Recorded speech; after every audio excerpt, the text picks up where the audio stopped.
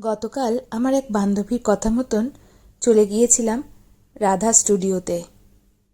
আমি ভাবতে পারিনি যে এরকম একটা জায়গা এখনও আছে, যেখানে এত সস্তার টিকিট দিয়ে আমরা বাংলা মুভি দেখতে পারবো।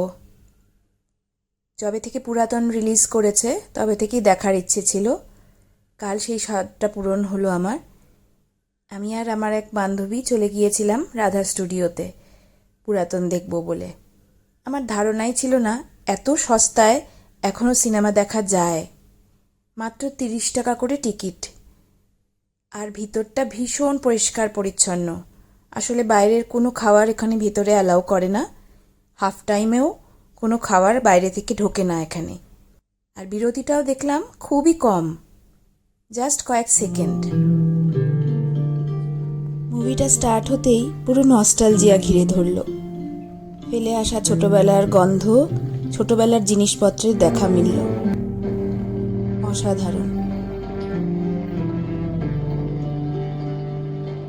খুবই ভালো লাগলো মুভিটা দেখে।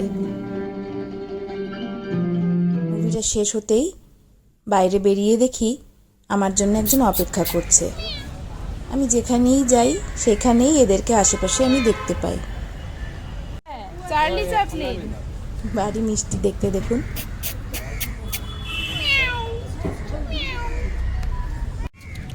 একটু দেখি তোর মুখটা দেখবো।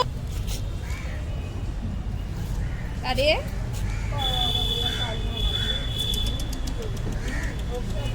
এনার সাথে ফটো আর ভিডিও সেশন শেষ করে আমরা এগিয়ে চললাম বাইরের গেটের কাছে যে ফুড স্টলটা আছে সেইখানে। ফুড স্টলে চা, biscuit, cake, chips, cold drinks এগুলো পাওয়া যায়।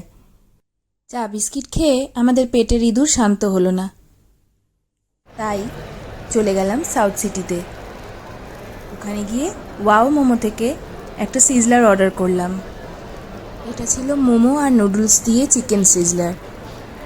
উফ, ধোয়া ওঠা গরম ছিল, খেতে ছিল অসাধারণ। কিন্তু খিদের পেটে তখন আর আমাদের তর সইছে না যেটা কখন ঠান্ডা হবে।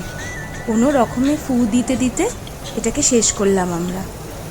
সত্যি কালকের দিনটা অসাধারণ লাগলো, অসাধারণভাবে কাটলো। খুব মজা করলাম গতকাল।